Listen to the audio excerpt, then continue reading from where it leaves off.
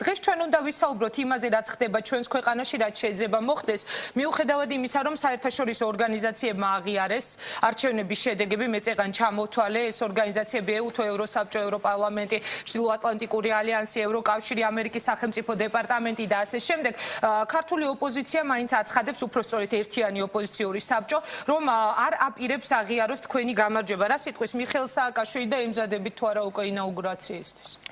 მე ვფიქრობ, პირველ რიგში ეს მართლაც ეს არჩევნები იყო ძალიან დიდი მნიშვნელობის ფაქტი ჩვენი ქვეყნის ისტორიისთვის. ეხლა ძნელია დღეს ისტორიულ შეფასებებზე ისაუბრო, გავაწლები და მე ვიტყვი, რომ შეიძლება გაიხსენოთ ჩემი სიტყვები, რომ ეს იყო მართლაც ძალიან მნიშვნელოვანი შეუმბრუნების წერტილი საქართველოსთვის, ჩვენი ქვეყნისთვის, ეს იყო სიმართლის მომენტი ჩვენი ქვეყნისთვის და ეს იყო დიდი გამარჯვება ქართველი ხალხის. აქ საუბარი არ არის იმაზე, რომელმა კანდიდატმა რამდენი ხმა იყო. ეს იყო პირველი, როგორც თქვენ სწორად თქვით, მაგრამ ეს თქვენი მარტო თქვენი, ჩემი და ვიღაც სიტყვები არ არის, ეს ყოველსაყოველთაო შეფასებაა და ეს ქართულმა ხალხმა ნათლად დაინახა, თითოეულმა მოქალაქემ შექმნა ეს იყო პირველი კონკურენტუნარიანი, პირველი მართლაც ბოლომდე თავისუფალი არჩევნები საქართველოს ისტორიაში. ამიტომ, როდესაც მე გადავდგე ეს ნაბიჯი ნოემბერში, მე ვიცოდი რომ გაგვიჭირდება და მე ვიცოდი რომ იქნებოდა დიდი ბრძოლა საარჩევნო ხმებისთვის, მაგრამ მე მიმაჩნდა რომ ყველაზე სწორი გზა, ყველაზე სწორი გამოსავალი სიმართლის დასადგენად, ჩვენი შემდგომი პერსპექტივის გასარკვევად არის რომ მთელი ძალაუფლება გადაგვეცათ ისევ ქართველი ხალხისთვის. რომელი სიმართლის დასადგენად თუ შეიძლება რომ დავიკონკრეტო? ბოლო 4 წლის მოვლენების გამო ვარდების რევოლუცია ხო რა იყო? ვარდების რევოლუცია იყო ყველა გაერთიანდა მობეზრებული პრეზიდენტის წინააღმდეგ, რომელიც 30 წელი მართავდა საქართველოს სხვადასხვა ფორმით. ცეკას მდივნობიდან სახელმწიფო საბჭოს თავმჯდომარიდან და შემდეგ პრეზიდენტად. ყველა გავერთიანდით და ყველა მესკაცი ესე ვთქვათ გავწიეთ გვერდზე და მოვიდა ახალი მთავრობა. მაგრამ ამ 4 წელიწადში იმდენი მოვლენა მოხდა საქართველოში. იმდენად შეიცვალა საქართველო. ჩვენ ხო სულ სხვა ქვეყანაში ვცხოვრობ. შესახედავადაც სხვა ქვეყანა, არსობრივად სხვა ქვეყანა, ეკონომიკურად სხვა ქვეყანა, ადამიანური ფაქტორების გამო ბევრი რაღაც შეიცვალა ამ 4 წლის განმავლობაში, რომ და იმდენად კალეიდოსკოპურად შეიცვალა საქართველო. იმდენად ცოტა ქვეყანა შეცვალა 4 წელიწადში ასე ჩქარა, რომ ამის შემდეგ ყველაფერზე ხალხს უნდა ეთქვა, რომ უნდა თუ არა ბევრი რაღაცის გაგრძელება, ჩვენთვის უნდა ეთქვა, რისი გაგრძელება არ სურს ხალხს, ესეც. და უნდა ეთქვა, რომ რა არის მისი პოზიცია ერთხელ და სამუდამოდ. ასე რომ ჩვენ წავედით ამ რისკზე და მე მიმაჩნია, რომ არა მხოლოდ თქვათ ნოემბერში, როცა მე გამოაცხადე ეს არჩევნები, მე დაუბრუნე ჩემი მანდატი ხალხს წელიწად ნახევრით ადრე. ამ რეგიონში არავინ ამას არ აკეთებს. ამ რეგიონში იგონებენ ყველანაირ ხრიკებს, მეთოდებს, რომ როგორმე გაიხანგძლო რეფერენდუმები, სხვადასხვა კონსტიტუციურებები. აქ არის 2 კონსტიტუციური ვადა, 2 5წლიანი ვადა. ჩემი ვადა გადიოდა 2009 წლის აპრილში და ახალი პრეზიდენტი მოვიდოდა 2009 წლის ივნისში, კონსტიტუციურად ასე იყო. ესე იგი, პრაქტიკულად წელიწად ნახევარზე მეტი ჩემი ვადის ჩამოვიდა. სწორედ იმიტომ, რომ მეთქო, აი თქვენ ახართ ქართველი, ჩემი მთავარი უფროსი. ქართველი ხალხი და მე გიბრუნებთ უკან ჩემ მანდატს, იმისაც რომ თქვენ გადაწყვეტთ ვისოქონთ მანდატი. ეხლა ეს არ ნიშნავს იმას, რომ ეხლა ეს მანდატი თქვათ ამ არჩევნების შედეგად ისე უნდა გადმოგეცეს და ეს ხალხს არ ეკუთვნის. რა თქმა უნდა, ამ არჩევნებმა დაადასტურა, რომ აწი ვერც ერთი პრეზიდენტი, მარტო მე კი არა, ვერც ერთი პრეზიდენტი ვერასდროს ვერ გაბედავს, რომ ერთი წუთით გვერდზე მარჯვენა ნაბიჯი გადგას ან მარცხნივ და ეს არ იყოს ხალხის ხელისუფლება, რაიმე სხვა იმპროვიზაცია მოახდინოს. კი, ბატონო მიხეილ, მაგრამ ერთი ასეთი კითხვა მინდა დაგისვათ, აი როდესაც თქვენ ამბობთ, რომ მე თვითონვე გამოვაცხადე და სასწორზე დავდე. არის თუ არა მიხეილ სააკაშვილი დღეს კმაყოფილი არჩევნების შედეგებით? მოდით ერთ ასეთ კითხვას დაგისვათ, ელოდა თუ არა თავის დროზე 96%-ით არჩეული სააკაშვილი, რომ 53%-მდე ხმებს მიიღებ და ჯერ არ არის საბოლოო დათვლილი, მაგრამ აი სადღაც ამ ფარგლებში და ელოდა თუ არა იგივე მიხეილ სააკაშვილი, რომელიც იყო დრო რომ თავის დროზე წარმატებით იგებდა თბილისში ჩატარებულ ნებისმიერ არჩევნებს, რომ წააგებდა თბილისში იგივე ლევან გაჩეჩილაძესთან. ნუ ჯერ ერთი მინდა ვთქვა, რომ 96%-ს არა მხოლოდ სააკაშვილი, არამედ ვერავინ საქართველოში ვერასდროს ვეღარ მიიღებს. 96 წელი მე მივიღე მაშინ, როცა საქართველო რეალურად რო ვთქვა, არ იყო დემოკრატიული ქვეყანა. ჩვენ ახლა ჩვენ ვართ ევროპული ტიპის დემოკრატია. ახლა ვართ ჩვენ ქვეყანა, სადაც ვერავინ ვერასდროს ვერ აიღებს ესეთ პროცენტებს და რაც შეეხება პროცენტებს, ხა თუ ჩვენ ვართ ევროპული დემოკრატია, ამ პროცენტს ქვია დიდი წარმატება. 53, 54 წარმატება იყო ეს პროცენტები. მე მიმაჩნია რომ ეს იყო ყველა კრიტერიუმით, ამიტომ არის ხა რატო წერს უცხოური პრესა რომ ეს იყო ტრიუმფი, ეს იყო წარმატება. ხა მე ტრიუმფი სიტყვა არ მომწონს, იმიტომ რომ ეს იყო ქართველი ხალხის გამარჯვება, ხა სააკაშვილის და ეს ნამდვილად არ არის ჩემი სიტყვები. რატო წერენ? იმიტომ რომ როცა სარკოზიმ საფრანგეთის პრეზიდენტმა პირველ ტურში აიღო 34% და მეორე ტურში 52-13%-ით მოიგო, მეორე ტურში ოღონდ სეგოლე როიალთან ჩაითვალა, რომ ეს იყო არნახული წარმატება საფრანგეთის ისტორიაში. უმეტეს ქვეყნებში, აი არგენტინაში მაგალითად ახლა მოვიდა ძალიან პოპულარული პრეზიდენტი, რომელსაც აიღო 53% ხმების. უმეტეს ქვეყნებში 50%-იანი ბარიერი საერთოდ არ არსებობს. ჩვენ ხო და 2-1-ზე განსხვავება უახლოეს კონკურენტთან, ეს არის ევროპული სტანდარტით. აბსოლუტურად სუფთად მოგებული არჩევნები. ეს ერთი. მეორე რაც შეეხება თბილისს. თბილისის ცენტრალური უბნები მართლაც ჩვენ წავაგეთ, უნდა ვთქვათ ეს. ელოდით ამას, რომ თბილისის ცენტრალურ უბნებს თბილისში წააგეთ. მე მიმაჩნდა, რომ ჩვენ მქონდა პრობლემები თბილისში. ამ არჩევნებმა ბევრი რაღაც გვაჩვენა. ჩვენ მოვიგეთ თბილისის 3 ყველაზე დიდი რაიონი, 2 დიდი რაიონი. მე მინდა ხაზი გავუსვა, ჩვენ მოვიგეთ საქართველოს უკლებლი ყველა რაიონი. უკლებლი ყველა დიდი ქალაქი გარდა თბილისის ცენტრისა, მაგრამ რაც შეეხება თბილისის ცენტრს, მე მიმაჩნია, რომ ხალხმა თქვა ჩვენ თავის სათქმელი ძალიან ზუსტად. მე ეს სათქმელი გავიგონე და აწი ყველაფერი იგივე თბილისის ცენტრთან მიმართებაში და მთლიანობაში იმ საკითხებთან მიმართებაში, რაც თბილისის ცენტრს აწუხებს, რა თქმა უნდა გადაიხედოს და რა თქმა უნდა შეიცვალოს. რა სათქმელი იყო? თუ შეგიძლიათ გითხრათ, აი ხალხმა თქვა თავის სათქმელი თბილისის მოსახლეობამ და მე ეს გავიგონე. რა გაიგო მიხეილ სააკაშვილმა იმით რა შედეგი? ძალიან ბევრი რაღაც, აი ძალიან ბევრი რაღაც. აი მაგალითად ჩვენ ბოლო წლებში რას ვაკეთებთ? ჩვენ თქვით, რომ აი გარაჟები არის თბილისის ცენტრში, ეზოებში, ავიღოთ გარაჟები და გავაკეთოთ სათამაშო მოედნები. ბავშვებისთვის ეს იყო სწორი. მაგრამ როდესაც ადამიანმა ეს გარაჟი დადგა იქ, მე ხო მახსოვს ჩემ ეზოში იყო საბურთალოს ეს გარაჟი. დადგა მაშინ, როცა მანქანებს იპარავდნენ, ეხა აღარ იპარავენ. მაგრამ ამაში ჩადო ფული. იქ ქონდა საწყობი, ეს ღირდა რაღაც ღირებულება. ჩვენ ერთ დღეს უცერემონიოდ მივადექით ქალაქის ხელისუფლება და ეს გარაჟები იქიდან აიღო. თავარი გარაჟებიც არ იყო საქმე და არ თქვა ლოჯების მონგრევაში. მე ხო კარგად მახსოვს, მე თვითონ მქონია ჩვენ 16 მეტრიანი ბინა თბილისის ცენტრში მე და დედაჩემს და სულ იმაზე ოცნებობდი, როდის მოვაშენებთ იქიდან ლოჯს, რომ 16 მეტრი გამختار იყო 28 მეტრი მაგალითად. როცა ეს ადამიანმა გააკეთა წყლობით ამისთვის ემზადებოდა და მე მივადგა ვიღაცა მოუნგრია ისე რომ პრაქტიკულად არაფერი არ აუხსნა. თუნდაც ეს ყოფილიყო კანონის დარღვევით. მე და თუნდაც იმისათვის რომ კეთილმოწყობის გაკეთებულიყო, სილამაზისთვის გაკეთებულიყო, როცა ადამიანი ეხება ჯერ კიდევ ადამიანებს, სადაც არის დიდი უმუშევრობა, სადაც არ არის შემოსავლები. ეს ხალხს გაუჩნდა დაუცველობის გზნობა, მასობრივად გაჩნდა დაუცველობის გზნობა. მაგრამ არ ხედავდით ამას, რომ ვიღაც მიადგა და უთხრა, რომ თქვათ უნდა მოანგრიოთ და რა თქმა უნდა, სწორედ ამიტომ მე შევიტანე ივნისში კანონი პარლამენტში, რომელიც ბოლომდე არ იმუშავა. მიუხედავად იმისა, რომ შევიტანეთ კანონი, მივიღეთ კანონი ამ საკუთრების დაცვაზე. მიუხედავად იმისა, რომ ლეგალიზაცია მოახდინეთ, მიუხედავად იმისა, რომ ეხლა კონსტიტუციაში შეგვაქვს ცვლილება, ეს დაუცველობის განცდა აშკარად არსებობდა. ჩემი ყველაზე დიდი ახლობლებია ჩემი მეგობარს აქვს თბილისის ზღვაზე ნაკვეთი. 700 ჯერ მივიდა, 700 ჯერ რეგისტრში დადგა, იქ რაღაც დოკუმენტები შეგროვა მოდი და რეალურად გაჩნდა დაუცველობის და კანონის წინაშე აი ესეთი რაღაცა იმის განცდა, რომ მიუხედავად კანონებისა ხალხი არ არის დაცული. ეს ერთხელ და სამუდამოდ საქართველოში დამთავრდება. მე ვიძრევი გარანტიას, რომ ვერავინ ვერასდროს საქართველოში ვერავის საკუთრებაზე ასე ხელს ვეღარ აღმართავს. იმიტომ რომ და აღარავის არასდროს აღარ იქნება დაუცველობის განცდა. ეს ნიშნავს იმას, რომ ჩვენ ბევრად მეტი უნდა ვიმუშაოთ იმისათვის, რომ სასამართლო სისტემა მართლა იდგეს ამ კონკრეტული ადამიანების ინტერესების სადარაჯოზე. ეს ნიშნავს იმას, რომ ჩვენ ბევრად მეტი პროგრამები უნდა გქონდეს სოციალური კუთხით. ახლა თბილისის ცენტრი შეიძლება ყველაზე სოციალურად გაჭირებული არ არის, მაგრამ აქ არის ყველაზე დიდი ფასები და აქედან გამომდინარე და ძალიან დიდი სტრუქტურული მუშაობა, იმიტომ რომ ხალხი ერთელი ცხოვრება ერთ მიმართულებით მუშაობდა და უცებ უთხრეს, რომ ის ყველაფერი არის, აქ არის ძალიან ბევრი ადამიანი, რომელიც მუშაობდა სახელმწიფო სტრუქტურებში შემცირდა სასწავლო დაწესებულებებში მოხდა კატასტროფული შესწავლების შემცირება, განსაკუთრებით უმაღლეს სასწავლებელში, მეცნიერებათა აკადემიის სისტემაში და ძალიან ხშირად და ხშირ შემთხვევაში ჩვენ მთავრობას დაავიწყე, რომ ცოცხალ ადამიანებთან გვაქვს საქმე, სტატისტიკასთან კი არა, რომ თქვათ აყო 1000 ადამიანი და უნდა დარჩეს 400.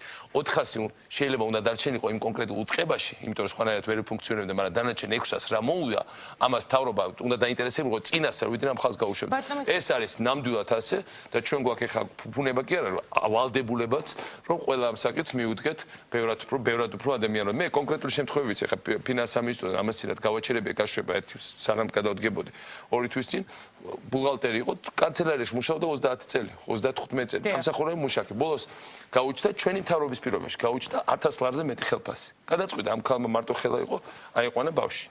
მე მოვიდა ახალი მინისტრი და შეამცირა. და ეხა ბავშვი აიყვანა და ეხა ამ ქალმა ჩემამდე მოაღწია. და მე აღმოჩნდა, რომ შემცირებული ბავშვი აღმოჩნდა ქუჩაში თუნდაც იმ სტაჟიან პენსიას, რომელიც 74-ზე. ვინც თქვენამდე ვერ მოაღწია ასეთები არიან ძალიან ბევრი. აი, როდესაც თქვენ ამბობთ, მე მართლა მაინტერესებს ისეთ გულწრფელი პასუხი, რამდენადაც ეს იქნება შესაძლებელი, რომ ჩვენს მთავრობას დაავიწყდა, რომ ცოცხალ ადამიანებთან გვაქვს საქმეო. ამ დროს მიხეილ სააკაშვილი არ იყო, ხო ვთქვა 90 წლის პრეზიდენტი, რომელსაც შეიძლებოდა ეს ვერ დაენახა, რომ ცოცხალ ადამიანებს ჰქონდათ ეს ვერ დაენახა, რომ ცოცხალ ადამიანებს ჰქონდათ ასეთი პრობლემები ამ წლების განმავლობაში. აქამდე თუ აი ამ წლების განმავლობაში თუ მიგითითებიათ იგივე მთავრობის წევრებისთვის, რომ იცით რა, თქვენ გაქვთ ცოცხალ ადამიანები. რა თქმა უნდა, იქ გახსოვთ, როცა მივედი საბაჟოში, საიდან მოვიტანა ეს სხვა არ იყო, გავიკე რომ კონკრეტული ადამიანები დგანან საბაჟოში, მაშინ ეხლა გამაკრიტიკეს რატომ მოხსენით ეს ანთელიძეს. სწორად მოხსენით, დღესაც ვფიქრობ, თუმცა ფორმა იყო ძალიან მძიმე. მიმაჩნია რომ სწორი. დღემდე თქვენი ოპონენტები იხსენებენ და ეხლა ნახავთ რამდენი მოიხსნება კიდე ახალ მთავრობის დაკომპლექტის პირობებში ამ უსულგო დამოკიდებულებისთვის ადამიანებთან. ეს იგივე სააკაშვილი ვარ, ის კი არ შევიცვალე და რაღაც ის კი არ გავხდი. უცებ კეთილი ბაბუა როგორც ერთი კაცი იტყოდა. რა თქმა უნდა, იმ ხალხთან ვინც ადამიანებს უგულოდ მოიქცევა, იქნება ზუსტად ისეთივე რეაქცია. კონკრეტული მაგალითები. აი ეხლა მოვიარეთ ერთ საქართველოს და ეხლა ეს მაგალითები ისაც ვიცოდი მე მთავრობაზე დავაყენე ეს საკითხი არ გააკეთეს.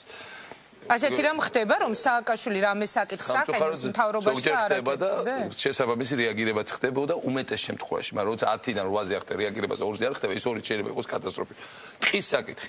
გავაკეთეთ ტყის გადაცემა გრძელვადიან ინჯერაში. დიახ.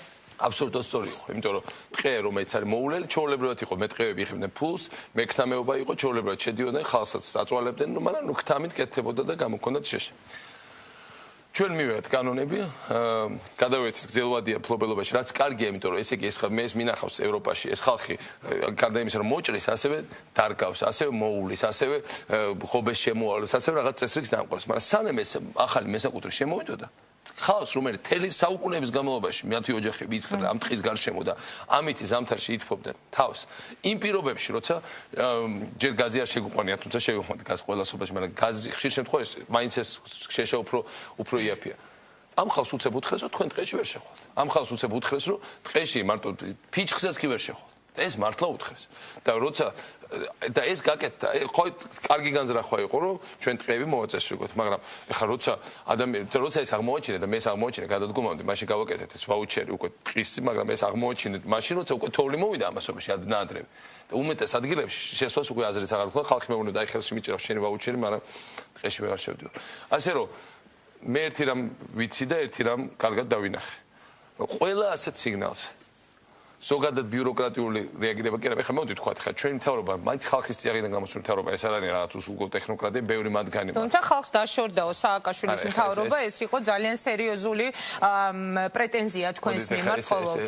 ეს ასე არ არის, ხა მე იშვიათად არის რომელიმე პრეზიდენტი, რომელიც ამდენ ადამიანს შეხვედრია, რომელიც ამდენ ადამიანთან ყოფილა სახლში და არა საარჩევნო კამპანიის დროს ხო, თუმცა ამ საარჩევნო კამპანია მომცა ბევრად მეტი შესაძლებლობა არის, რომელიც ამდენ ადამიანთან უბრალოდ აი ესე ულაპარაკია წერილები, მე აი დაგროვილი ტონობით წერილები ხა ჩვენ მოვეხერხეთ რეაგირება მათ მეათეზე რეალურად ხო ყველა ამ წერილზე იქნება რეაგირება ყველა ამ უსამართლობაზე რომელიც ამ წერილებში ასახულია არის ბევრი უსამართლობა ასახული იქნება კონკრეტული პასუხი მაგრამ რა თქმა უნდა ბევრად უკეთესია საჯარო მუშაობა ამიტომ მე მიმაჩნია რომ ჩვენთვის ეს არჩევნები ასევე იყო ჩვენთვის იყო სიმართლის მომენტი რომ ბევრი რაღაც დაგვენახა მე გამეხსნა ხელები ხა იმისათვის რომ იმ ხალხს ვინც თქვათ რაღაც დამსახურებები ჰქონდა ქვეყნის წინაშე ადრე და მათ შორის ჩემ წინაშე პირდაპირ თქვა და მე ძალიან მადლობელი ვარ მაგრამ ნაციონალურ მოძრაობას თავი მოიკლა ირბინა არჩევნებზე მოიპოვა ეს ხომ მართლა კიდევ ერთხელ ვიმეორებ ჩვენ საქართველოს ყველა რეგიონში მოვიგეთ და თბილისის ორ დიდ რაიონში მოვიგეთ არჩევნები და დანარჩენებს წავაგეთ მაგრამ ყველა რეგიონში მოვიგეთ არჩევნები მიუხედავად ამისა ყველა ადამიანმა ვინც მოგცა ხმა ჩვენ და ვინც არ მოგცა ხმა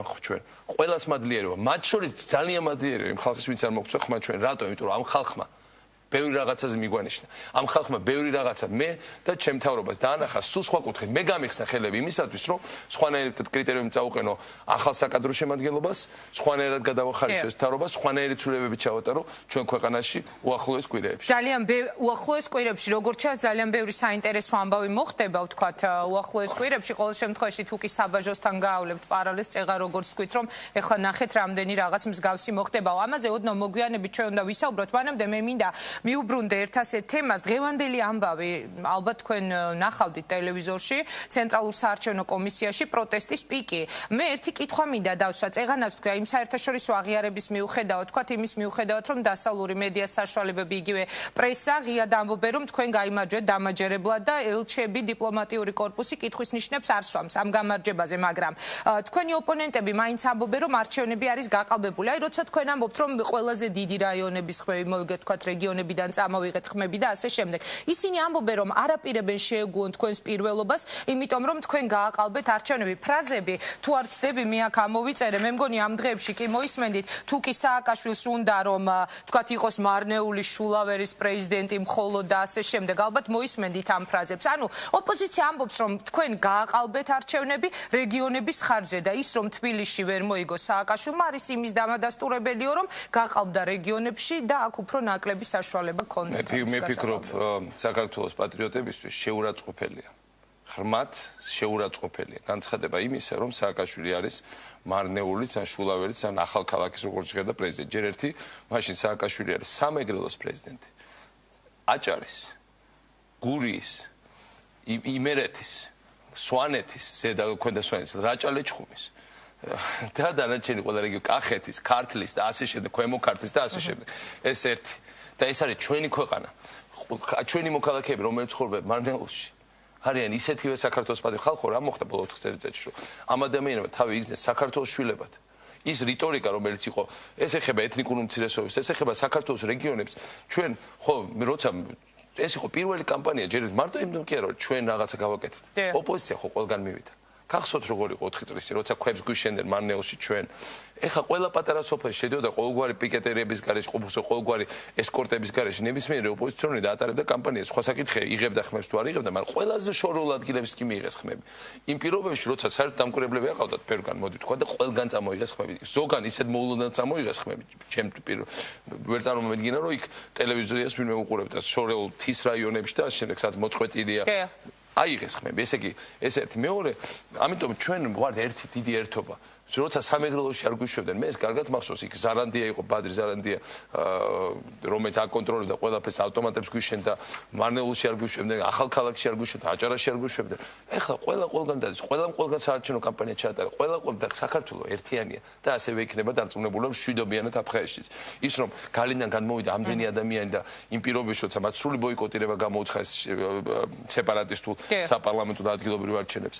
ესე იგი, ეს ნიშნავს იმას, რომ ჩვენ პირიქით პოლიტიკური პროცესით შევკარეთ ქვეყანა. ამიტომ ვამბობ, რომ მე მაგალითად ეს უცხოელები, რომლებიც იყვნენ, 1000-ზე მეტი უცხოელი იყო ასეთი რაოდენობის დამკვირვებელი, არცად არ ჩამოსულა არასოდეს. ეს არ არის გაზვიადება. უკრაინაში, რომელსაც მოსახლეობა ჩვენზე 11-ჯერ მეტი, ჩამოვიდა, სულ იყო 2000 დამკვირვებელი. ეს ერთ სულ მოსახლეზე ჩვენთან ჩამოვიდა 6-ჯერ მეტი დამკვირვებელი ვიდრე უკრაინაში.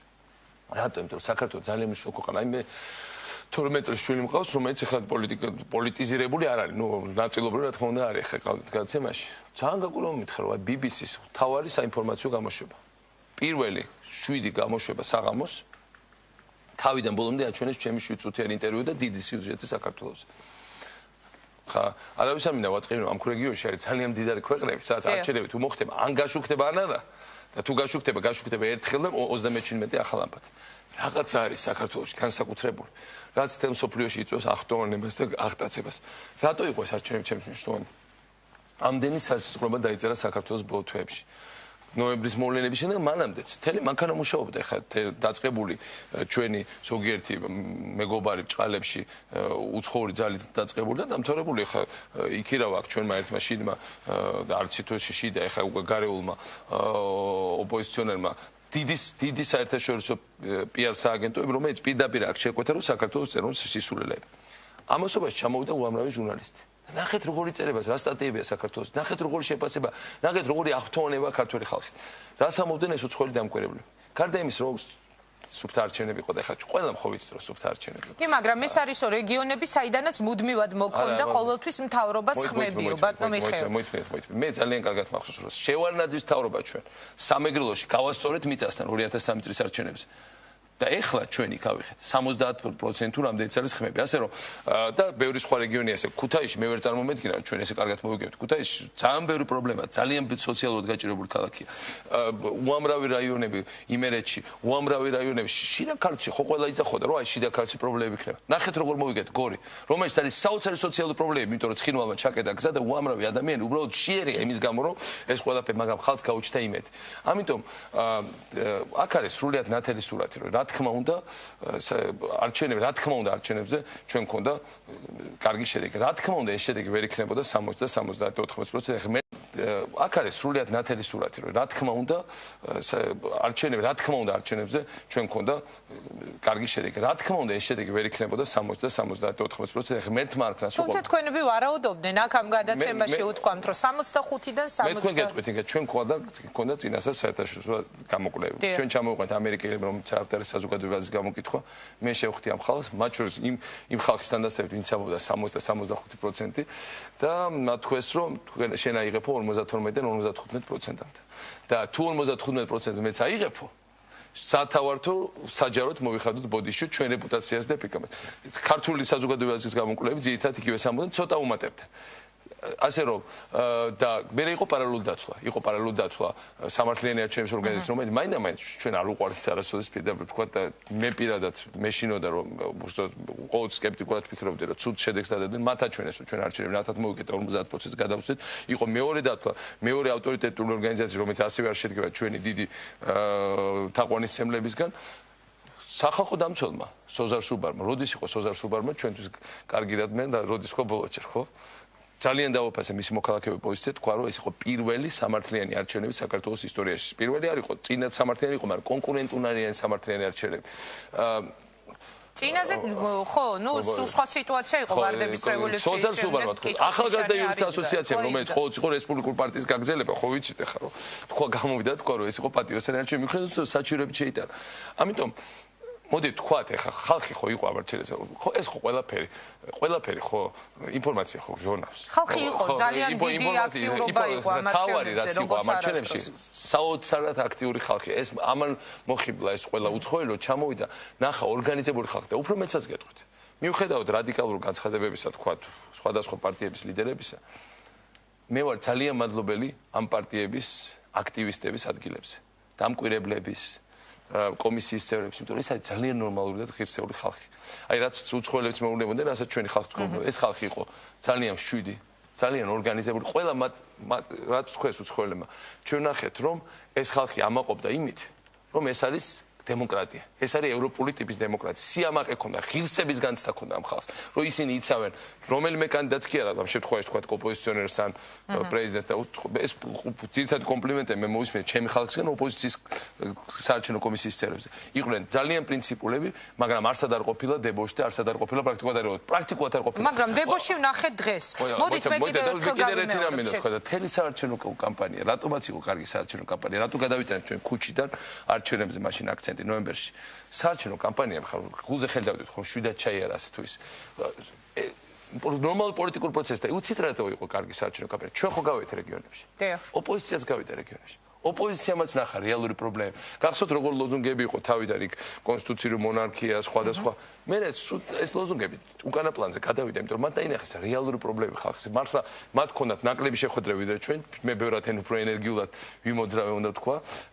ძალიან ბევრი შეხვედრები ქონდა, მათაც ქონდათ შეხვედრები. მათაც ისინი შევიდნენ რეალური პრობლემებით. ამიტომ ამ არჩევნების შემდეგ თელი პოლიტიკური სპექტრი, განსაკუთრებით საპარლამენტო არჩევნებიც, რომელიც ძალიან მნიშვნელოვანია ჩვენი ქვეყნისთვის. მივა ბევრად უფრო დახვეწილი, ბევრად უფრო დამშვიდებული. მიუხედავად ახლა პოსტსაარჩევნო ექსცესებისაც ჩვეულებრივია, მაგრამ არჩევნების დღე იყო საოცრად შვიდი. ყველა ეს უცხოელი ჩამოვიდა, აი როგორც ცოტა იმასავით რა, მოლოდინში, რომ აი ახლა ისეთი რაღაც მოხდება, ჩვეულებრივ არ დადის ამდენი ჟურნალისტი არსად.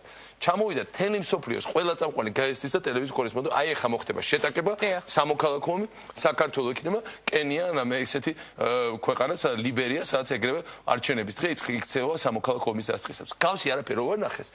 მე ამ ხალხის განცვიფრებას მე ხო ამ დღეებში მაქვს მათ ურთიერთობა საზღვარი არ ქონდა აღმოაჩინეს უცებ მათთვის მოულოდნელად ევროპული ორგანიზებული 7 ქვეყანა სადაც ხალხს არ ღირსების განცდა სადაც პარტიები არიან პრინციპში ცივილიზებულად იქცევენ ყოველ შემთხვევაში არჩევნების დღეს ასე იყო და სუფთად ჩადარებული არჩევნები ეს არის და ეს. გასაგებია, მე უბრალოდ ერთი კითხვა მინდა დავსვა, წეღარაც დავსვი, უпростоრეთ გავმეორდები. აი, როგორ ხედავთ თქვენ აი ამ განცხადებების მიღმა მაინც? კიდევ ერთხელ გავიმეორებ, არ დგება კითხვის ნიშნის ქვეშ საერთაშორისო ორგანიზაციების და დამკვირვებლების მხრიდან, მაგრამ ჩვენ დღეს დილიდან ვთქვათ, ვადევნებთ მოვლენებს, ხო თვალყურს. არაფერი არ მოხდა მაშინ, მაგრამ დღეიდან ის რაც მოხდა ცენტრალურ საარჩევნო კომისიაში. მას უწოდეს თაღლითი ლევან თარხნიშვილის ოპოზიციამ, იგივე ლევან გაჩეჩილაძემ, რომელიც მეორე ადგილზე გავიდა ამ არჩევნების შედეგებით, გააკეთა განცხადება, რომ იგი დაიწყებს შიმშილობას. ისინი არაპირებენ შეეგუონ მიხეილ სააკაშვილის გამარჯვებას, იმიტომ რომ ამბობენ, რომ არჩევნები გაყავდა და ჩვენ ყველას გვახსოვს ბოლოს და ბოლოს, რომ ცენტრალური საარჩევნო კომისიის მოვლენები დაიწყო თავის დროზე ვარდების რევოლუცია. მე მაინტერესებს, რა სიტყვით ამაზე თქვენ, რა შეიძლება მოხდეს, ბატონო მიხეილ? თუ კი ოპონენტები არ დათმობენ, თუ კი გადაიზრდება ეს ყველაფერი კვლავ მიტინგებში, გავიხსენოთ იგივე ნოემბრის დღეებში, თუ კი ვთქვათ იგივე რიყეზე იქნება ძალიან მასშტაბური გამოსვლები, რისი პრეცედენტიც იყო ამ დღეებში. რა სიტყვით თქვენ, როგორ უნდა განვითარდეს პროცესები, როგორ წარმოგიდგენიათ იგივე ლევან გაჩეჩილაძესთან მიმართებაში? მე არ ვიქნებოდი ასე დრამატული, მე მესმის რომ რა თქმა უნდა დრამატიზმი არის ჟურნალიზმის ძალიან მნიშვნელოვანი ნაწილი და თუმცა დრამატული იყო, რასაც უყურებდით. მე ქვეშ მომწონს სწორედ ეს გზნებარება, ჟურნალისტური და ეს ახლა საქართველოა და ხალხი აკეთებს ხმამაღალ და ესეთ განცხადებებს, მაგრამ მე ვფიქრობ საქართველოს საზოგადოება ჩააბარა სიმწიფის გაკვეთილი ამარჩენებს. რევოლუცია ხდება იქ და იმ სიტუაციებში, როცა გამარჯვებულები გამოცხადებულან დამარცხებულებად და დამარცხებულები გამოცხადებულან გამარჯვებულებად. თელმა საქართველოს მიცის, რომ მსგავსი არაფერი ამარჩევნებზე არ მომხდარა. ხა ეს განსხვავება 2-1-ზე სერიოზული განსხვავება, თუმცა რა თქმა უნდა ზოგიერთ ჩემგანს ჩემ თანამედროვეს ეგონა ბევრად მეტი თუნდა მოგვიგო. ბათილი ბიულეტენები რო არ იყოს, სხვა შორის ამაზე მქონდა მწვავე საუბარი გიგა ბოკერიას, რომელიც მოლაპარაკებებში მონაწილეობდა ამ ჩვენ საპარლამენტო განხილვის დროს. გააკეთეს ის, რომ ბათილი ბიულეტენები რამდენიმე პროცენტი, ბათილი რაც ითვლება რომ არც ერთ კანდიდატს არ მიცემული, ისიც რომ მოსულების რიცხვში და ეს პროცენტს აგდებს ქვემოთ. ეს ბათილი ბიულეტენი რო არ იყოს დღეს მინიმალური პროცენტი, მაგრამ ჩემი აღებული იქნებოდა მინიმუმ. ანუ გიგა ბოკერიას ბრალი ყოფილა, რომ მე არ დაუბრალდი, მაგრამ ნუ არა, ხუმრობ. მაგრამ რო არ ყოფილიყო ეს ისა 55% იქნებოდა დღეს მინიმალური 55% არის მაღალი პროცენტი.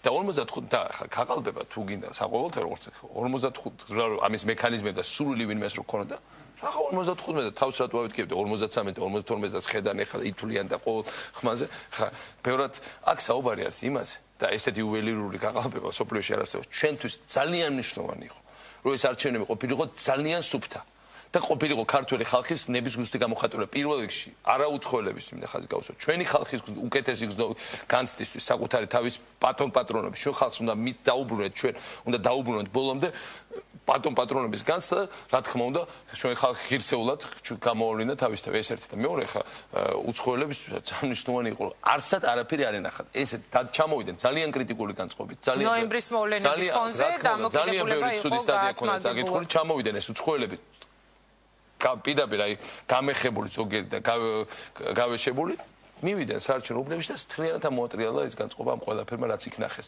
აღმოჩნდა რომ საფრანგეთზე ცივილიზებულადაც შეგვიძლია ჩატარება, ჰოლანდიას ცივილიზებულადაც, გერმანიას ცივილიზებულადაც, აღარ ვლაპარაკობ ხა ჩვენ მეგობრებზე, უკრაინელებზე და სხვებზე.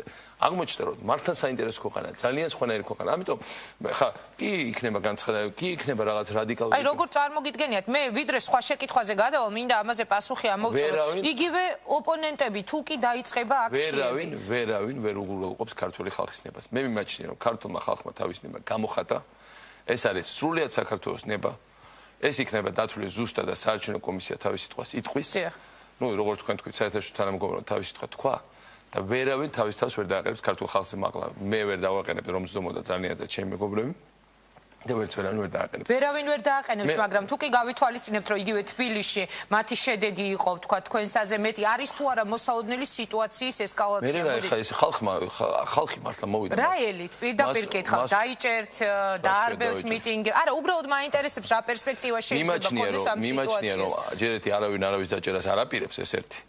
და ეს მითი რომ ვიღაცების დასაჭერად დაძნევენ ეს ნამდვილად მითია. ბევრი სხვა პრობლემა რაც იყო არსებობდა ხა.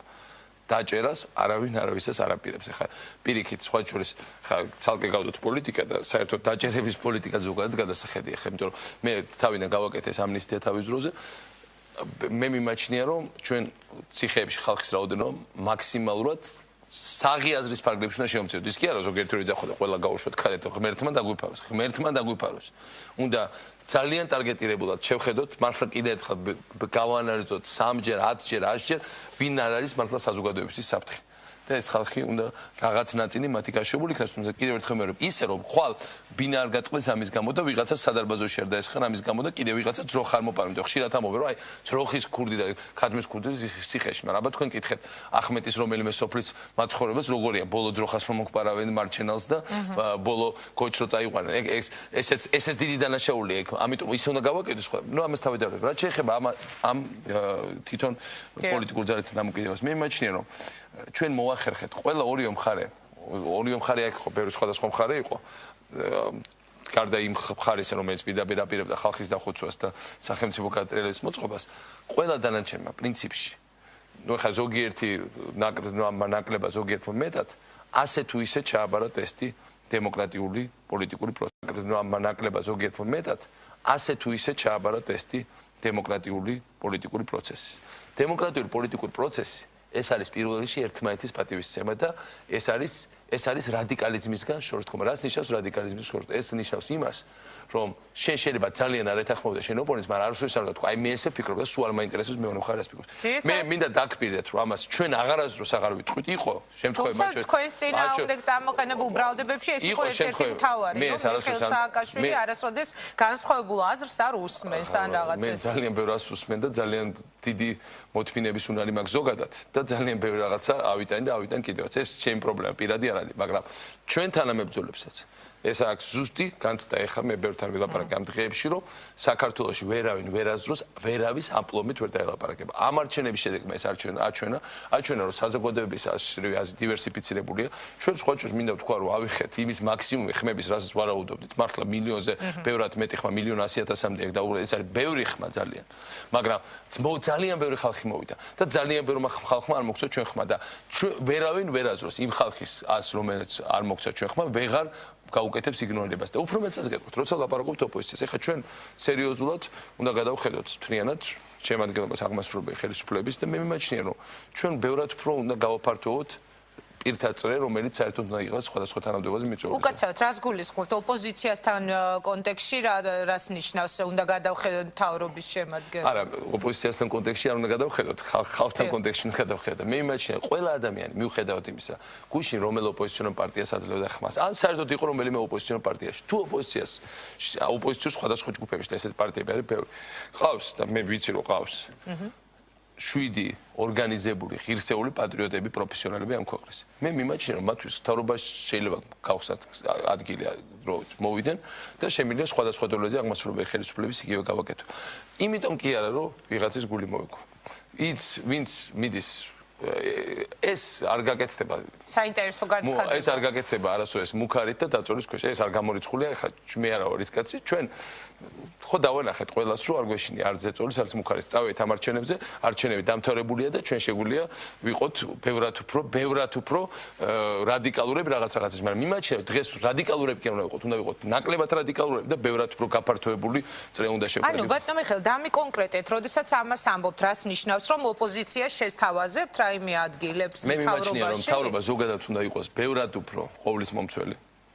მთავრობა უნდა იყოს ბევრად უფრო ქმედითი. ამ მთავრობის მთავარი ლოზუნგი არის საქართველოს სიღარიბის გარეშე და საქართველოს გაერთიანება. საქართველოს სიღარიბის გარეშე. ეს არ არის ლოზუნგი ჩემი საარჩევნო. ეს არის ჩემი შემდგომი ვადის მთავარი არსი. მე შემდგომი ვადა მაქვს იმისათვის, რომ ვიყო მთელი საქართველოს პრეზიდენტი და არა ერთი პარტიის წარმომადგენელი და ერთი ჯგუფის წარმომადგენელი. ეს არის მე უკვე მესამე ვადა აღარ მექნება. ჩემ პირველ უარს ამბობთ ნაციონალურ მოძრაობაზე. არა, ახლა აბსოლუტურად რა თქმა უნდა მე არ ვამბობ ჩემ თანამებრძოლებზე უარს, მაგრამ მე მიმაჩნია, რომ მეორე ვადად არჩეული პრეზიდენტი პირველ რიგში უნდა ზრუნავდეს იმას, რომ მის შემდეგ დარჩეს ისეთ საქართველოს, სადაც ქვეყანა დაიყო პარტიებად ძირითად საკითხებში და სადაც იქნება ბევრად უფრო კონსენსუსი უმეტეს საკითხებს. ეს არის ჩემი თავარი გამოწვევა, რომ შემდგომი შეიქმნას ისეთი პოლიტიკური კლასი, რომელიც ვინც არ უნდა მოვიდეს შემდეგ ის ქვეყანას აღარ დაანგრევს. სამწუხაროდ საქართველოს მართლა ძალიან კარგად თქვა ეროვნული დემოკრატიული პარტიის დამფუძნებელმა სპირიდონ კედიას ქალიშვილმა არ მახსოვს სახელმწიფო სახელი, მაგრამ კედია ისიც ხომ პარიზიდან მე გულზე მოხვდა რომ საქართველოს ჯერ კიდია ბაწარზეო და ეს ბაწარი ხელში უჭერავს სააკაშვილს და ეს არის ყველაზე ცუდ ნაკლებად ეს მინდა მე რომ ეს ასე იყოს იმიტომ რომ სააკაშვილს არ უნდა ეწეროს ეს უნდა ეჭიროს სახელმწიფოს და ამიტომ უნდა შევქრათ ჩვენ ისეთი კონსენსუსი რომ ვინც არ უნდა მოვიდეს ვინც არ უნდა ხა ვიღაცები არ უნდა მოვიდნენ ვიღაცები რაც არ უნდა მოსულიყო მაგრამ სწორედ არ იყოს ისეთი სიტუაცია რომ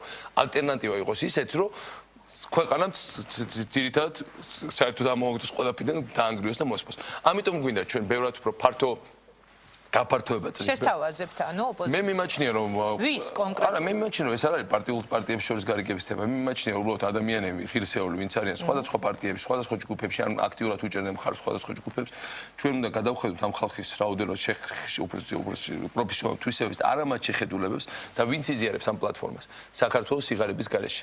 ვინც იზიარებს ჩვენ პლატფორმას ხალხის დასაქმების, ვინც იზიარებს თავარ იდეას ჩვენ საქართველოს მშვიდობიანი გაერთიანების ძალადობის გარეშე, იმიტომ რომ ყველაზე უარესი რაც შეიძლება საქართველოს მოხდეს არის ძალადობის ახალი ტალღის ესკალაცია ჩვენ ყველა ამ ადამიანს უნდა მივცეთ საშუალება რომ საქართველოს ემსახუროს მიუხედავად იმისა ეს იქნება უბრალოდ რომელიმე პარტიის წარმომადგენელი თუ არა ჩვენ ახლა წითლებად და თეთრებად მე გითხარით ადრე და ახლა მივიმეორებ საქართველოს აღარ დავყოფთ წითლება იმდენად ცოტანი ვართ ჩვენ იმდენად პატარაერი ვართ თუ ჩვენ ვართ დამომარცხებელი მაშინ როცა ვართ ერთად და ერთად ძირითად საკითხებს და ბუკვალურადაც ერთად და გადატანითი მნიშვნელობითაც ერთად ჩვენ უნდა ვიყოთ მაქსიმალურად კონსენსუსი და მონახოთ ძირითად საკითხებზე ერთი კითხვა მინდა თუ შეიძლება დაგისვათ აი როდესაც თქვენ ამ თემაზე საუბრობთ ახლა უცბად გამახსენდა ის კადრი სამებაში თქვათ შობის ღამეს როგორ ჩამოართვით ხელი იგივე ლევან გაჩეჩილაძეს მის მეუღლეს როგორ მიესალმეთ ანუ შესაძლებელია თუ არა ეს შეთავაზება მოხდეს იგივე ერთიანი ოპოზიციის მიმართ იგივე ლევან გაჩეჩილაძის პოლიტიკური ბანაკი მაქვს მხედველობაში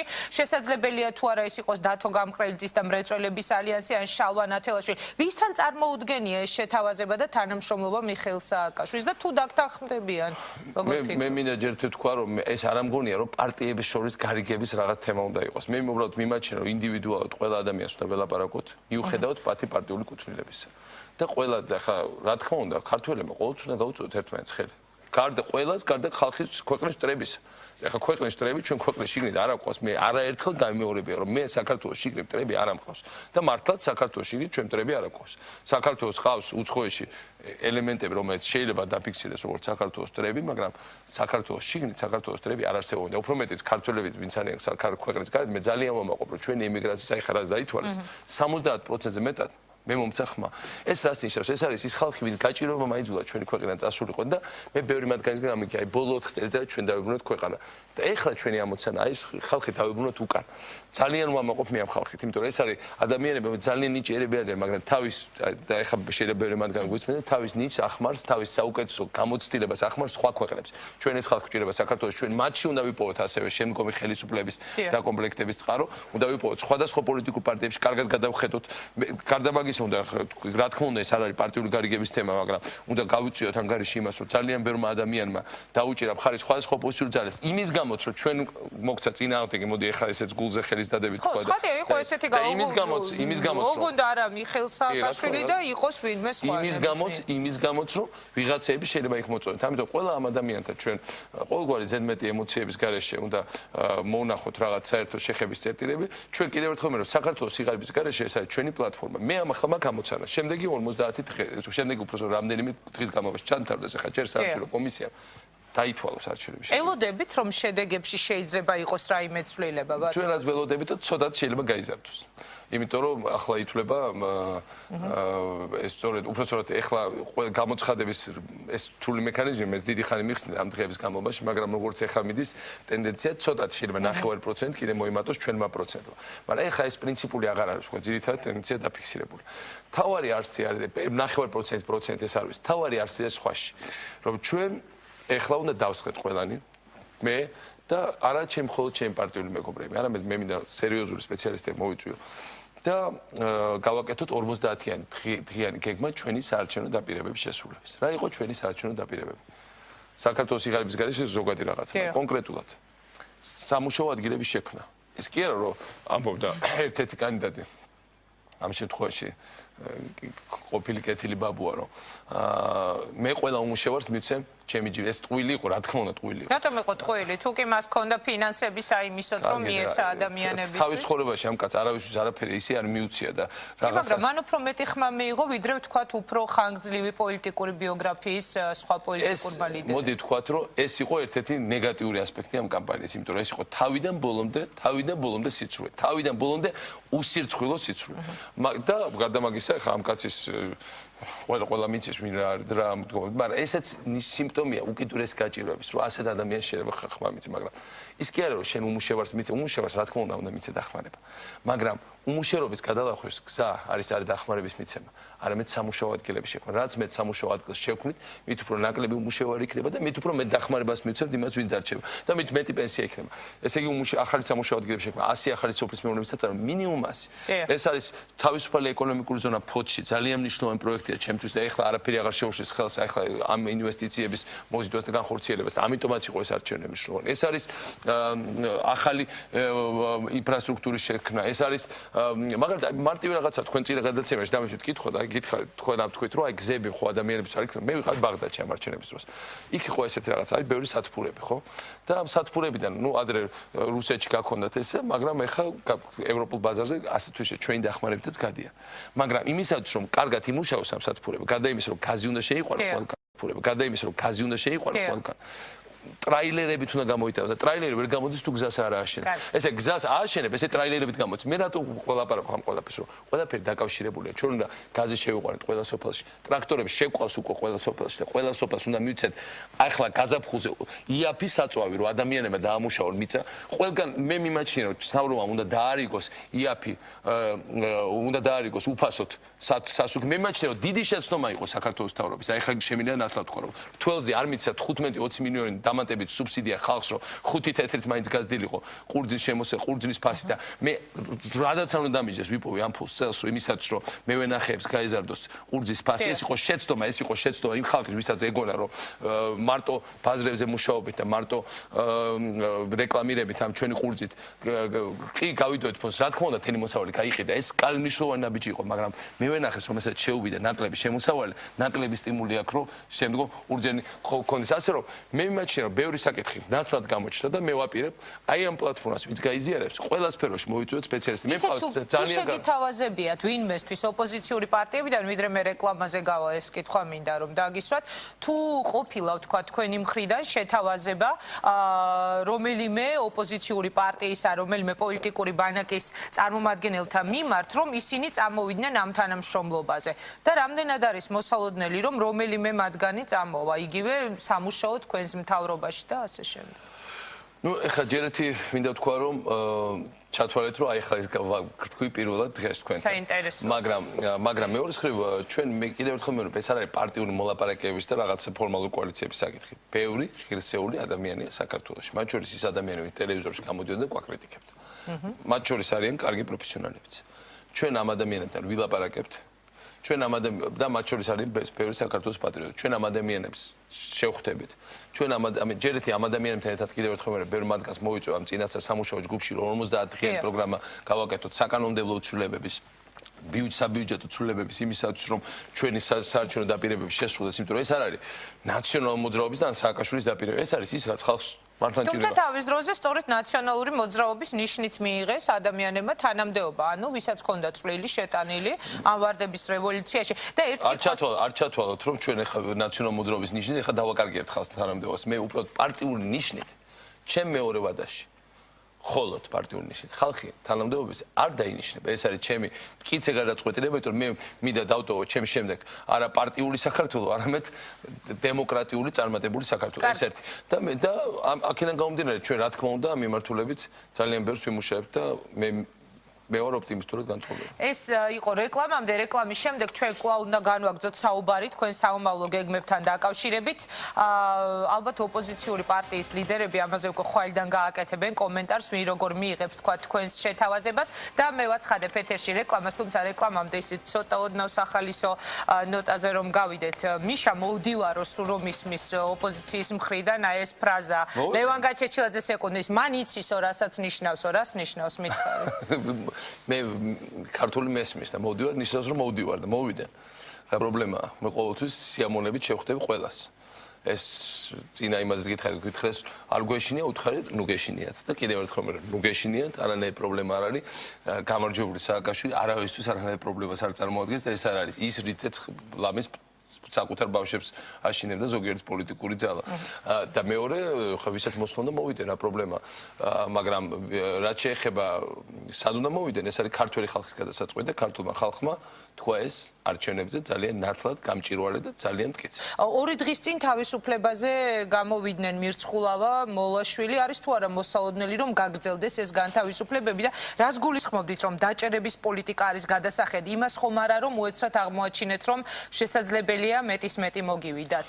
ჯერეთი მინდა ვთქვა როგორც ლირული გადახურვა ექს-პრეზიდენტ ტერმინი ეს არის მოგონილი არა მაშინ ექს-პრეზიდენტი უკვე იყავით შევარდნაძის მოგონილი ტერმინია გამსახურდეს მერტ ყველგან ცივილიზებულ ქვეყანაში ერთხელ პრეზიდენტი არის პრეზიდენტი ყარავინ ანაბოს პრეზიდენტი ექს-პრეზიდენტი რეიგანი ექს-პრეზიდენტი ფორდი ექს-პრეზიდენტი კლინტონი ეს არის პრეზიდენტი კლინტონი და მე სხვა შორს ყოველთვის ასე ვამბობ პრეზიდენტი შევარდნაძე პრეზიდენტი გამსახურდი ეს იყო ეს რომ ეს აღარ არის პრეზიდენტი ასე რომ ეს უკვე შემიძლია თქვა არჩევნების შემდეგ ეს არ წყის უბრალოდ რომ დამკვიდროს სწორად პრეზიდენტი ერთხელ არის პრეზიდენტი თერი დანარჩენი ცხოვრება ეს ერთი. მეორე ეს მოხსენები, იმიტომ რომ ეს არის ინსტიტუტებისადმი პატივისცემა და არა კონკრეტული ადამიანებს შეიძლება ძალიან უღირსიც იყოს ადამიანი, მაგრამ ესე არის, როცა ერთხელ აირჩევენ მას. რაც შეეხება კონკრეტულ სიტუაციას, ეხლა ჯერეთი მინდა მე ამ შემთხვევაში არ ვლაპარაკობდი ბათიაშვილს, ვლაპარაკობდი ზოგადად, იმიტომ რომ ჩვენ ყველაზე ერთ-ერთი დიდი მიღწევა ჩვენ იყო, რომ კანონიერი ქურდები ჩვენ საქართველოს მოვაშორეთ. სხვა შორის უნდა ითქვას, რომ ეხლა ბოლო არჩევნებზე გაკვირვებული იყო ჩვენი აქტივისტები, ბევრი კანონიერი ქურდის, ცოლი, შვილი, ნაცა, ქუთაისში იდგა რიგებში, პირველად მივიდნენ არჩევნებზე. ისე იყვნენ გამწარებულები, რომ არჩევნებზე მივიდნენ, არჩევნები ირთვლებოდა დიდ ცოდვად ქურდისთვის, როგორ შეიძლება ქურდის ოჯახი მონაწილეობს არჩევნებში და მათთვისაც ეს იყო პოლიტიკური გამოწვევა. და ისწავლა კრიმინალურ სამყარო ტარიელონიანი ძალიან მაგრა აქტიურობდა მოსკოვიდან ეს ვიცით ზუსტად ამ არჩევნებზე მაგრამ ოპოზიცია რომ ამბობდა რომ წინა არჩევნებზე ტარიელონიანი აფინანსებდა მიხეილ სააკაშვილს იყო ესეთი ბრალდება თქვენ ჩვენზე კარგად ჩვენივრად თქვა ეს კონსტანტინე გამსახურდია თუ გინდა ადამიანს მაგრამ ცირის შეურაცხყოფა მიიღება ზუსტად ის უნდა დააბარო ის წინააღმდეგაც ის იბრძვის ეხლა ეს მეთოდი კარგად არის ცნობილი ებრძვის კანონიერ ქურდებს ქურდებთან არის შეკრული აკეთებს ამას ეს პირიქით უნდა და ასე შემდეგ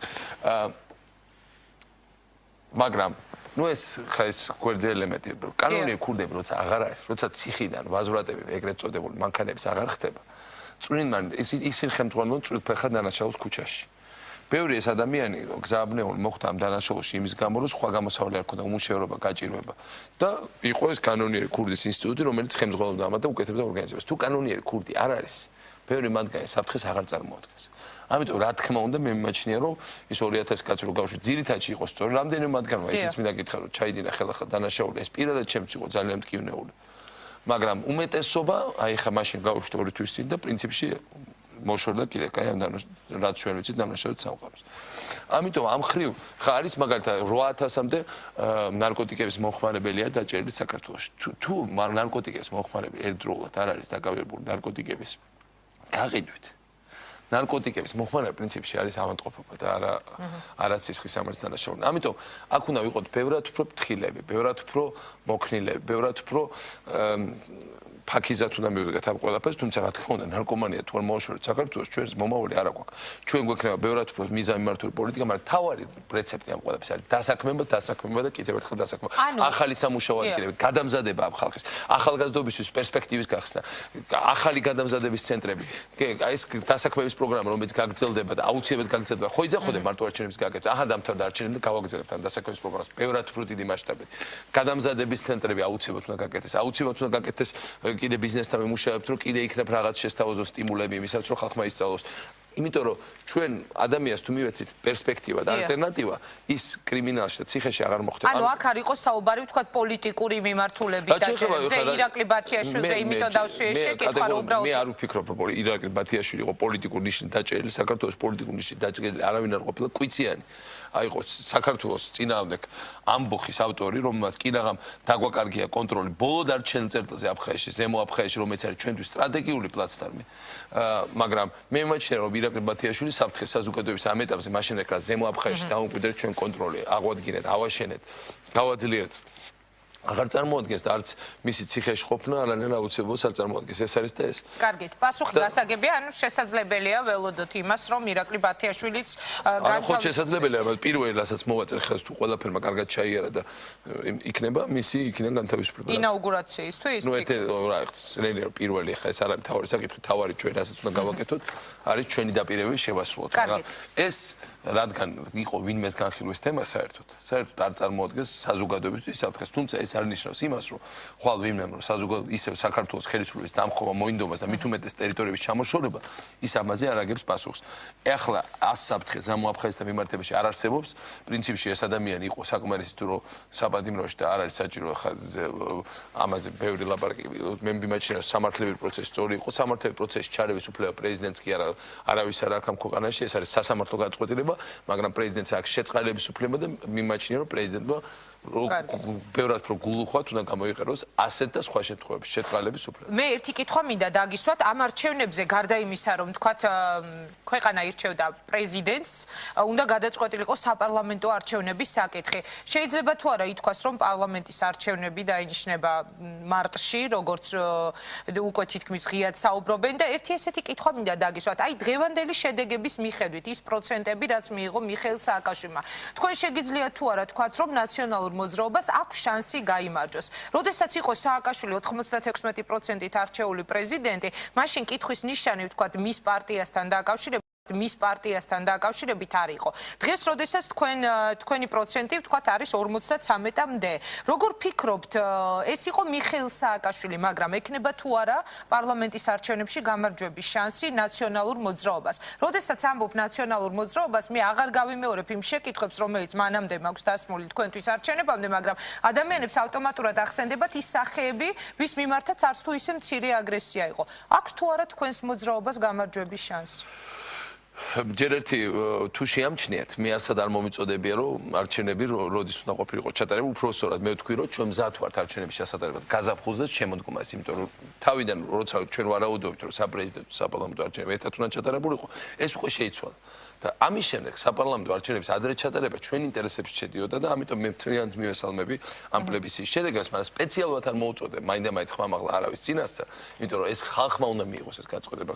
დაახლოებით იმ პირობებში როცა ჩვენ არ მოგვიწოდებია ხალხისგან წყობა ვიცოდით და ჩვენ პრინციპში ჩვენ აქტივისტებსაც ამას ვეუბნებოდით რომ გვინდა ადრეული არჩევნები, მაგრამ არასოდეს ეს არ ყოფილა ჩვენი კამპანიის თემა, იმიტომ რომ კიდევ ერთხელ ვიმეორებ საქართველოს საზოგადოების ხმამაღალი სათქმელი იყო ეს ყველაფერი. ეს ერთი. 7 ნოემბრის თემა მოყვა სწორედ უпростоრედ ნოემბრის აქციების თემაც ეს იყო. მე ითქვა კიდეც რომ თუ კი ვთქვათ არჩევნები უნდა დანიშნულიყო გაზაფხულზე, რატომ არ მოხდა ეს თავის დროზე და რა საჭირო იყო ის? ჩვენ ვარაუდობთ საპრეზიდენტო საპარლამენტო არჩევნებს ერთად და აღმოჩნდა რომ საპრეზიდენტო არჩევნები რა ხან უკვე გადმოვიტანდა, ამას პრინციპულად ჩემთვისაც მნიშვნელობა უკვე არ აქვს ეს ერთი.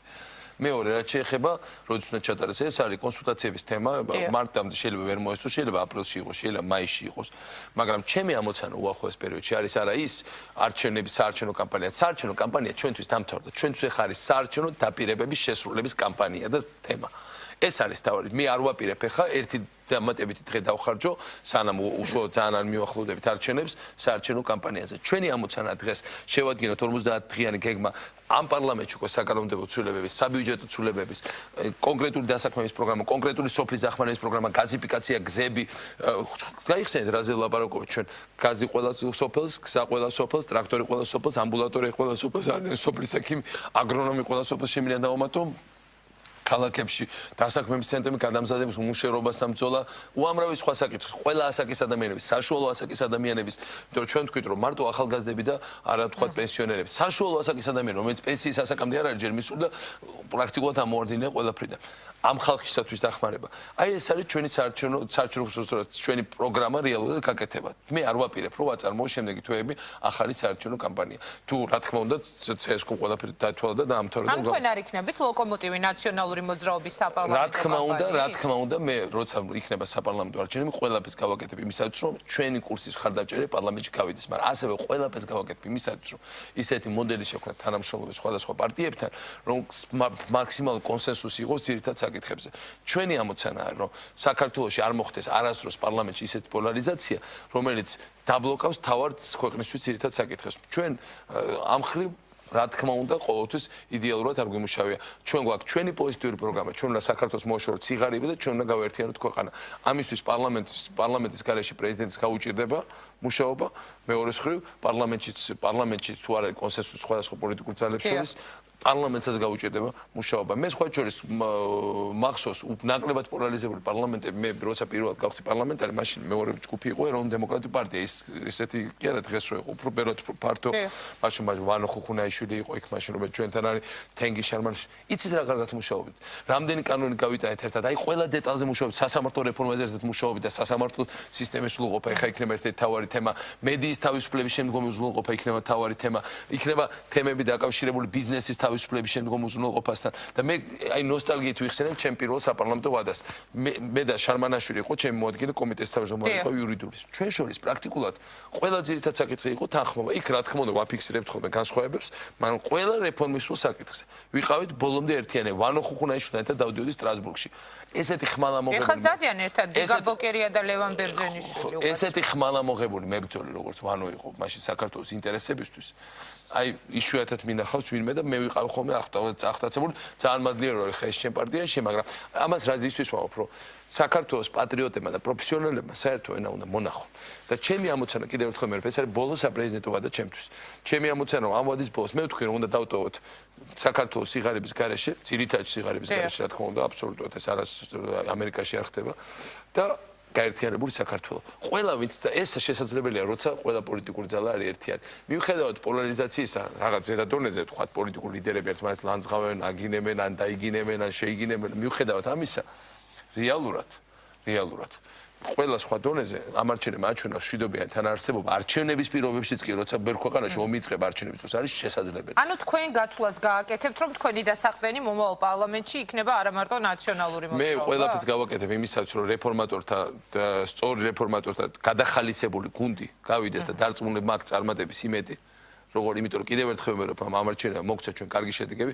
ამარჩევნებზე ხომ ახლა თქვა არ მხოლოდ აძლევდნენ ვიღაცას ხმას, არამედ ხმას აძლევდნენ ვიღაცას წინააღმდეგ.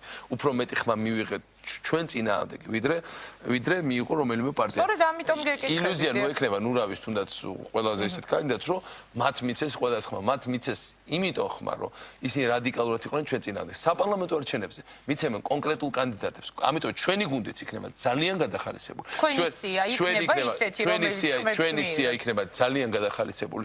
ჩვენ მოვიწოდოთ ჩვენ ჯგუფშიც იმ ხალხში ვინც პირდაპირ ჩემთან ასოცირდება, ბევრ ახალ საინტერესო სახეს, ბევრ პროფესიონალს. მათ შორის შეიძლება სხვა პოლიტიკური პარტიებიდან გადმოვიყვანოთ. ჩვენ მოვიწოდოთ ბევრ ახალ საინტერესო და საზოგადოებისთვის შეიძლება ახალს, მაგრამ ასევე ახლის შემოთავაზებას. ის კი არა რომ ლამაზია და პროფილში როგორია, რას თავაზობს, როგორ თავაზობს საზოგადოებას სიღარიბის გადალახვას, როგორ თავაზობს ხალხის დასაქმებას, რა მოტივაცია აქვს ამისთვის და რა გამოცდილება აქვს ამისთვის, რომ გააკეთოს. რამდენად დამაჯერებლად შეუძლია ამის არტიკულები. ეხლა ოპონენტი რომ გეждდეთ წინ პოლიტიკოსი გეტყოდათ რომ კი, მაგრამ სადიღავით ამდენი ხანი ამ წლების განმავლობაში მოგეძებნათ ესეთი ადამიანები თუ კი შემდეგ ამ შეცდომებზე მოგიწევთ. მე მინდა შეგახსენოთ ბოდიშვიხტი რომ ბოლო 4 წელიწადში საქართველოს ეკონომიკა თითქმის გასამაგდა. მე მინდა შეგახსენოთ რომ ჩვენ გადავწყვეტ უშუქობის პრობლემა, კორუფციის პრობლემა, უგზაობის პრობლემა ვწყვეტ. აღარ მინდა ჩამოთვალ ამ თელი საარჩევნო კამპანია ამას ვლაპარაკობ. საქართველოს წარმოუდგენლად შეიცვალა ბოლო 4 წელიწადში, მაგრამ რაც უფრო მეც აკეთებ, მით უფრო მეტი ჩდება გასაკეთებელი.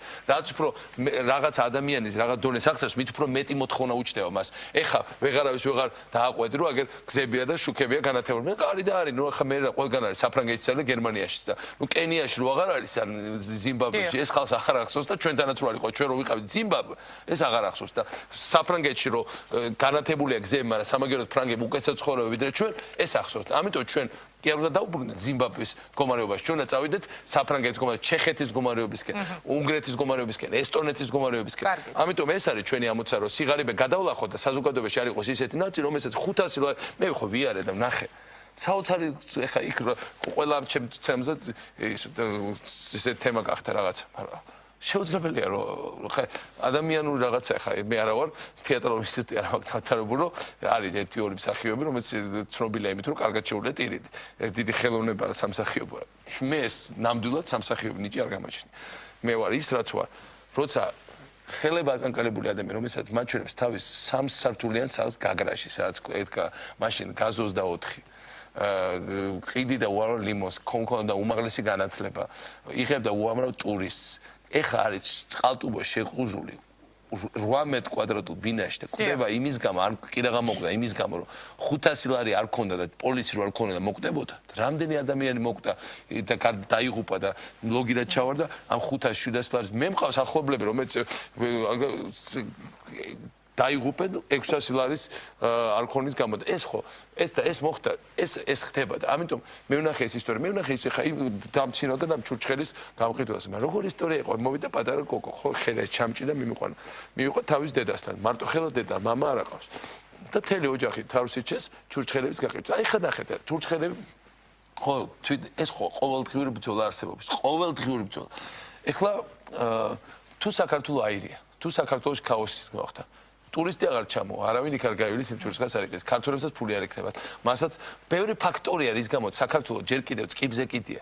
ამიტომ ჩვენ ყველა უნდა შევთანხმდეთ იმ ძირითად თემებზე, რაც არსებობს. არავის არ აქვს უფლება ეს ჩვენი ქვეყანა, რომელსაც არც ნავთობი აქვს, არც გაზი აქვს და დგას ერთ-ერთ სტაბილურობაზე, სიმშვიდეს და განვითარებაზე. არავის არ აქვს უფლება, რომ ეს ქვეყანა რაღაცნაირად ამოატრევოს, იმიტომ რომ სხვანაირად იმ ჩურჩხელის გამყიდვას, რომელიც მე იქ ვნახე, იმ ჟორა პაპას, რომელიც უვლის თავის ტყეს. იმათი პერსპექტივა საერთოდ აღარ არსებობს. ჩვენ ამ ხალხის იმ ინტერესებიდან უნდა ამოვიდეთ. არა ჩვენი რაღაც პოლიტიკურ განსხვავებიდან, იმიტომ ის რაც ხდება აქ, ეს ტელევიზორში არ არის მარტო. ეს უშუალოდ ურტყავს ჟორაპაპას, ეს უშუალოდ ურტყავს კახვალ ოჯახებს, ზემო ხოდაშენში, ეს უშუალოდ ურტყავს თითოეულ ადამიანს ჩხოროწყუში. ქალმა, რომელიც პლანტაცია გააკეთა ზუგდიდში და ხა მიმოყვანა ამაყა და 1000 ლარი ვიშოვება ამ სეზონზე. ხო რა, ცოტა მითხრა ეს რა ცოტა შეხედა ეს რაღაც იფიქრა რომ რაღაც ცოტათ მომეჩვენა. ეს რაღაც იფიქრა რომ რაღაც ცოტათ მომეჩვენა.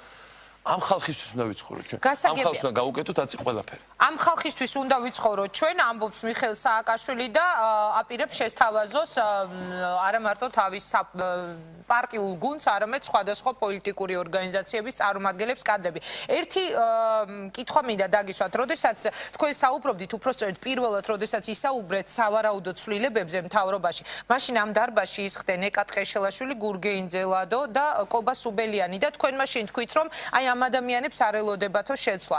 თუ შეგიძლია დღეს მითხრათ კონკრეტულად ვის ელოდება შეცვლა კონკრეტულად და ის ინფორმაცია რომ სახელმწიფო მინისტრების პოსტები უქმდება, ნიშნავს თუ არა რომ ადამიანები ვინც დღეს არიან სახელმწიფო მინისტრები ავტომატურად წავლენ მთავრობიდან. იგივე კახა ბენდუქიძე, ვთქვათ გია ბარამიძე არის ასევე სახელმწიფო მინისტრი, ასევე კონფლიქტების კუთხით სახელმწიფო მინისტრი დათო ბაქრაძე. რას გვეტყვით ამ ცვლილებებს? სინგა ჯერეთი დამიტოვეთ ცოტა სათქმელი, ხო ხედავ როგორ შემოეჩვიეთ თქვენ გადაცემას და შემდეგ ჯერზე მოგახსენებთ. ძალიან კარგი, მე მინდა გისურვოთ, რომ რაც უფრო ხშირად გამოხვალ ტელეეთერი და პირდაპირ ეთერით, არა მარტო ჩვენთან ზოგადად ბევრ ჟურნალისტთან ეს იქნება. მე ჩემ ხალხს დავპირდი, რომ მოვალ სერიოზულად გადახალისებული გუნდით. არსებობს პრეტენზიები, ამ პრეტენზიებზე ვიღაცაები უნდა აგონ პასუხი. ჩვენმა ხალხმა მოგცა მანდატი, ჩემმა ხალხმა მოგცა მანდატი. მე ვიმედოვნებ კიდევ ერთხელ რომ საარჩევნო კომისიამ დაითვალოს განსხვავებით უცხოელებისგან, დამირეკა ნახევარდამე მსოფლიომ, ხო? ეხლა პრეზიდენტმა სარკოზიმ დარეკა ყველა ბალტიის პრეზიდენტი, პოლონეთის პრეზიდენტი ინაუგურაციაში ჩამოდის უკვე და წინასწარ ჯგუფს აგზავნის რომ უკვე და ასევე ჩამოდის უკრაინიდან პრემიერ-მინისტრიც და პრეზიდენტს, მაგრამ მე არ გამომიცხადები რომ საარჩევნო მოვიგე იმის გამო რომ საარჩევნო კომისიამ უნდა თქვას ეს და მე არასოდეს დემოკრატიულ პროცესს წინ არ გავუსწრებ. იმიტომ რომ ეს არის საბოლოო ჯამში არა ვინმეს გადასაწყვეტი, არამედ სამართლებრივი პროცედურების დაველოდოთ. მაგრამ ჩავთვალოთ ეს მანდატი მივიღეთ. საბოლოო შედეგებამდე ჯერჯერობით მანდატი, ეს არის ჩემთვის მანდატი, რომ გადავახალისოს სერიოზულად აღმასრულებელი ხელისუფლება, გავაფართოვოთ წრეიმ ხალხისა, საიდანაც აღმასრულებელ ხელისუფლებაში უნდა მოხდეს ხალხის მოყვანა და შევასრულოთ ყველა ჩვენი დაპირება. ჩვენ საზოგადოება გვიყენებს ბევრად მეტ მოთხოვნებს ვიდრე 4 წელი. 4 წელი მე რო დავდივით საარჩევნო კამპანიაზე იძახოდნენ, ოღონდ შენ თუ მართლა შეასრულებ დაპირებას, რომ 14 ლარის ნაცვლად იქნება 28 ლარიანი პენსია, შუქი გვექნება 16 საათი მაინც დღეში და კორუფციას ცოტა მაინც შეამცირებთ, კიდე 100 წელი აგირჩევთ. და დღეს მოთხოვნები აღარ არის უკვე 28 ლარიანი პენსია და დღეს მოთხოვნები აღარ არის და არავის არ უყურს 24 საათიანი და არავის არ უყურს. ეს არავის აღარ უყურს. ყველა ადამიანმა გაუგო გემო უკეთეს ცხოვრებას და უნდა 10 ჯერ უკეთეს ცხოვრება იმსახურებს ჩვენი ხალხი, 10 ჯერ უკეთეს ცხოვრებას იმსახურებს და ყველაფერს ახაც გავაკეთებთ, რომ ამას მივახციოთ. ეს არის და ეს.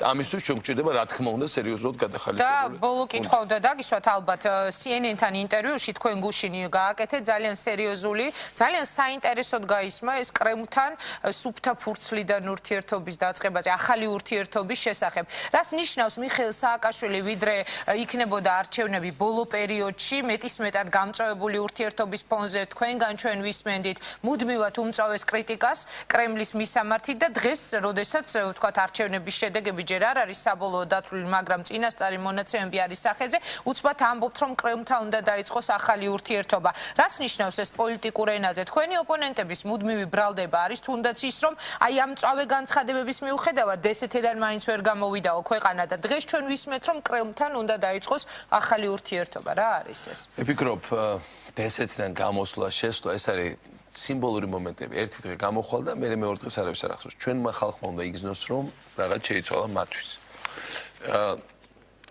რუსეთის ემბარგომ ბევრ რაღაცაში დაგვაზიანა, ბევრ რაღაცაში ხელი გაგვიმართა.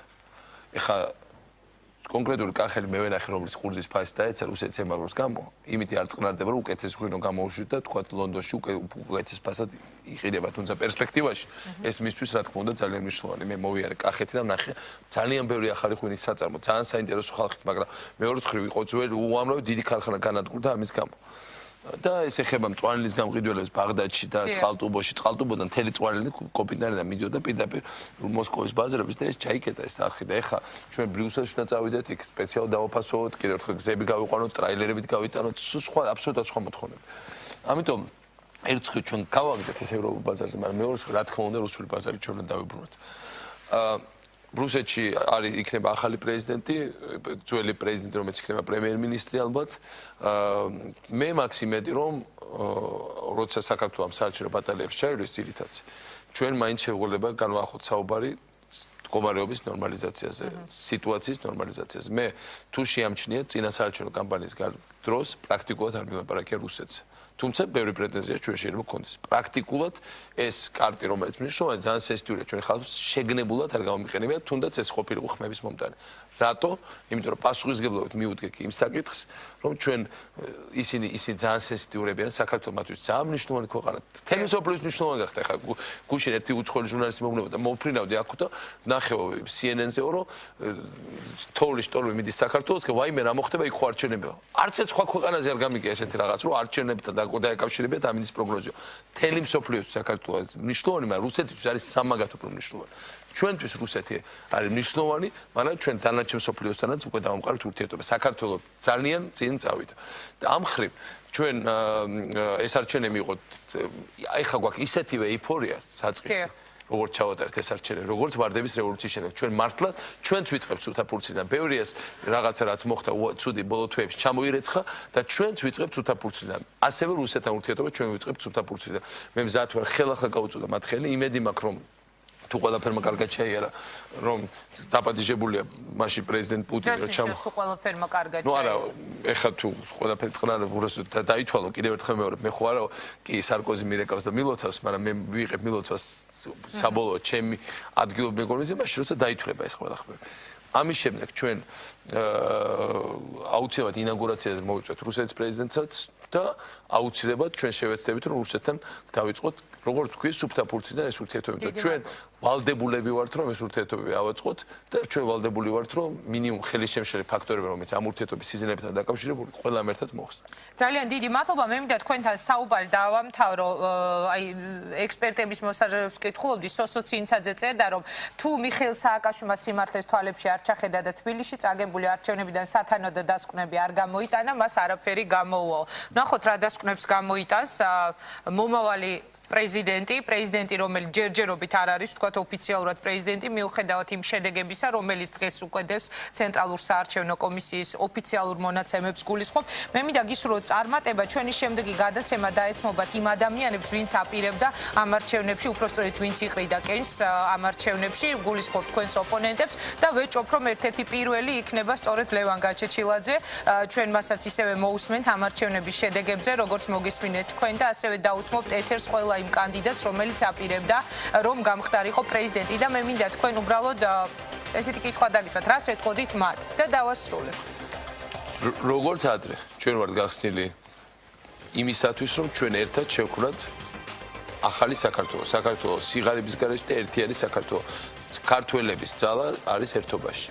საქართველოს მოქალაქეების ძალა არის ერთობაში. ეს არის პოლიტიკურ ერთობაში, ეს არის სხვადასხვა ეთნიკურ ჯგუფებს შორის ერთობაში, ეს არის უბრალოდ ადამიანებს შორის ერთობაში. ჩვენ არ აგვაქვს ფუფუნება, რომ ერთმანეთთან ვიყოთ გადაკიდებულები, ისე დაპირისპირებულები, რომ არ შეგვეძლოს ხელის ჩამორთმევა. ჩვენ ვართ ცოტანი და ჩვენ უნდა აუცილებლად გავერთიოთ. ძალიან დიდი მადლობა, გისურვებთ წარმატებებს, დიდი მადლობა კიდევ ერთხელ იმისთვის, რომ მობრძანდით სტუდიაში ნახვამდის. ასეთი იყო დღევანდელი პრაიმ ტაიმი. მე გემშვიდობებით და როგორც უკვე გითხარით, ჩვენი მომავალი გადაცემა დაეთმობათ ადამიანებს, ვინც აპირებდნენ გამხდარიყვნენ ჩვენი ქვეყნის